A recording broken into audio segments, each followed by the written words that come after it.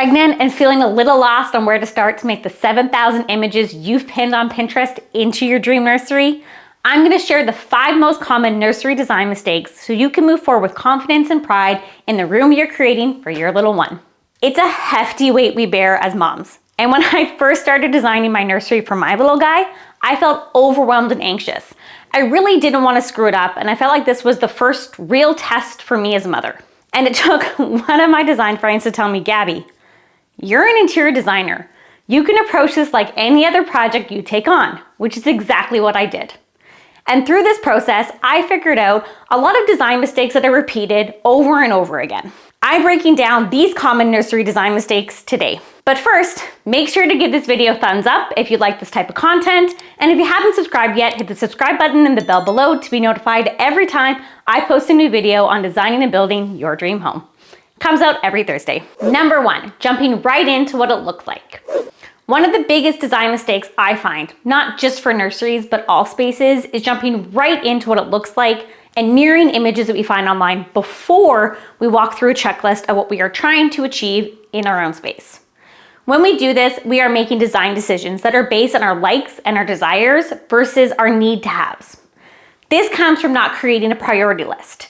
How do we know what we are trying to do in a room if we first haven't thought of what problems need to be solved or key decisions that need to be addressed? Take my nursery for example. My top design priorities above all else are how hot this room gets as it's southwest facing, this large sliding door and the amount of light that comes into the room.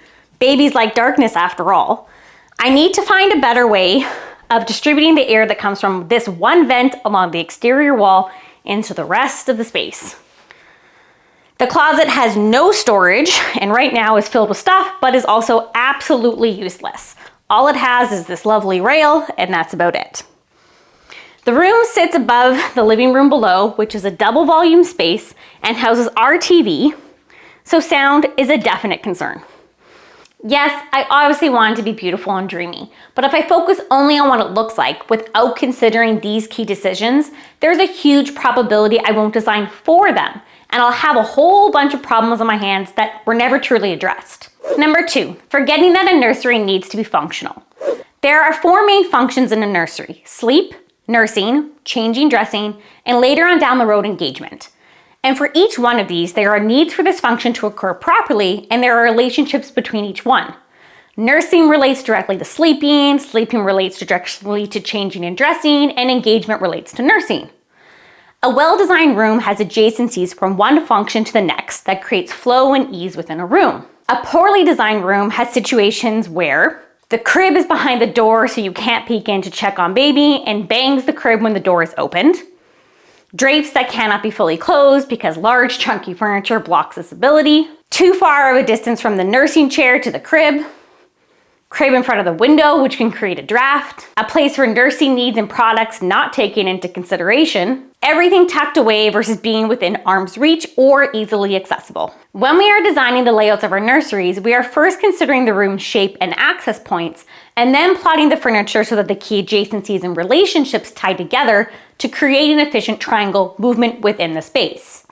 This also requires an understanding of what is needed in each of these functions and ensuring those needs are addressed by the best way possible. So really breaking down each function into the action, what takes place in this function, the resources, what items do you need on hand for this function to work, the solutions, where is everything going to go and be accessed. Pro tip, this is where your baby registry comes in. If you've gone through your baby registry and tackled each of these main categories, it's easy to use this to inform you what the baby needs and how it's all going to fit and work in the nursery space. Misuse of color and poor lighting. When we don't know where to start on designing a space, the tendency is to pick our favorite color and use that, or to err on the side of caution and go neutral or all white. And while neutrals and a white may sound like a safe color option, when taken too far or without proper development, they can come across stark and gallery-esque. And above all else, a nursery is meant to be warm, inviting, and peaceful. And without texture and layers of depth added to a room, this is very difficult to achieve. We also need to understand that babies can only see heavy contrast at first. It's like getting your eyes dilated and everything appearing blurry, lacking focus, all on one layer of depth. So when we create a room where everything is tone on tone, we aren't giving them enough visual difference between the objects in the space to help them mentally develop. And when it comes to color, picking our favorite color isn't always the best option either, especially if our fave colors are heavily saturated, like deep blues, reds, yellows, blacks, and so on. These colors read very strong and have emotional and stimulating qualities to them. When picking color, think of the effect of the color and science behind the hue and tone versus just the color. Lighting is another factor that needs to be heavily considered. Too much light is bad, and so is not enough. When considering lighting, think of multiple light sources or the addition of a dimmer. We want to be able to create a lightly lit room when we are trying to put them to bed or naps and change a late night diaper, but during the day, we need to have the space well lit so we can see what we're doing. If you have the space and the ability, opt for a main light in the room that has dimming capability and floor lamps and wall lamps to provide a softer and more ambient glow when you need the space lightly lit. I'd love to know how far along you are in your pregnancy and what's stumping you in your nursery design and creation. Comment below. Number 4, not considering product and environmental hazards. There are so many options out there when it comes to babies and design in general that it's difficult to know if we are making the right decisions for our families and our health. Here are a few key items to consider when it comes to your baby's health and room safety. Paint.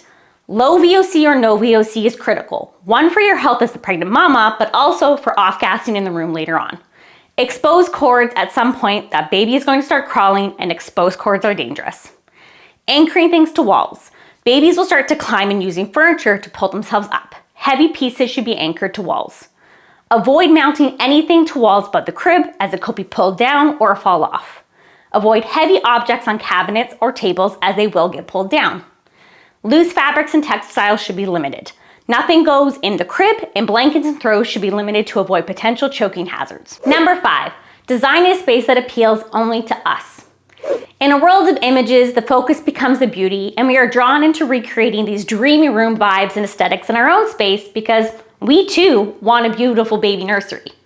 We're marketed towards thinking that a nursery is supposed to be this posh, ambient extension of our home, with beautiful wallpaper seen at accent walls, gallery walls of vintage prints and brass frames, perfect architectural lighting, wooden signs of our baby's names, hanging tents as backdrops around the crib, and accent pillows and throw blankets. But guess what? None of these items are needed in a nursery, nor for your baby. Not a single one. And yes, I understand the appeal of transforming a room into a peaceful retreat. But nurseries for the first 6 to 9 months serve a functional purpose first, and then after that become the baby's space. Yes, creating a space that you, as the mama, feel relaxed and at peace in is important. It is the primary space for you for the first few months after all. But creating an upscale room that is more of a guest room vibe or tween aesthetic isn't serving your baby. Babies don't respond to neutrals and tone on tone, and they aren't interested in scenic wallpaper landscapings. They are drawn to characters, contrast, and movement. It's why you don't see black and white or lightly monochromatic children's books. Babies' brains respond to certain visual cues, and these cues are different from our own. When you think about it, designing a space that appeals only to you and what you like and want to see, then having to completely redesign the space to fit the baby's developmental needs and interests in a year's time, doesn't make a whole lot of sense. And honestly, who has the time or the money for that? With a 1-year-old toddler running around? There is a way to achieve both. A perfect synergy between the two. It just takes a bit more work and understanding on what is truly needed for your baby and how to blend the two together.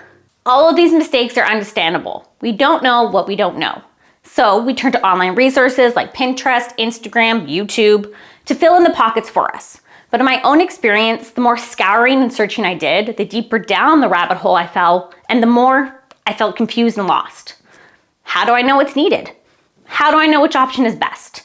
I truly felt guilty for wanting a pretty space for me. I was scared of wasting money, or worse, buying the wrong item to save money and then later on regretting it.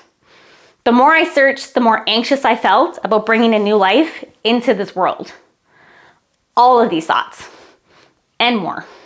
Instead of spiraling, I put my designer pants over my mama leggings and really dove into what is needed for a nursery to fulfill and used this to inform the design. All of these findings and information I not only applied to my own nursery design and purchases, but have wrapped up into my 5-day dream nursery design workshop. The only workshop out there that is going to teach you how to create the perfect welcome home baby suite that transforms your Pinterest vision board into your dream reality, without the guilt, without the stress, without the worry. You can have both, a beautiful, dreamy space and a space that functions and grows with your baby. Let me show you how. Join the 5-day Dream Nursery Design Workshop and let's create something beautiful for your baby. And be sure to check out this video next on how to plan out your dream nursery so you know everything is going to fit and flow perfectly together.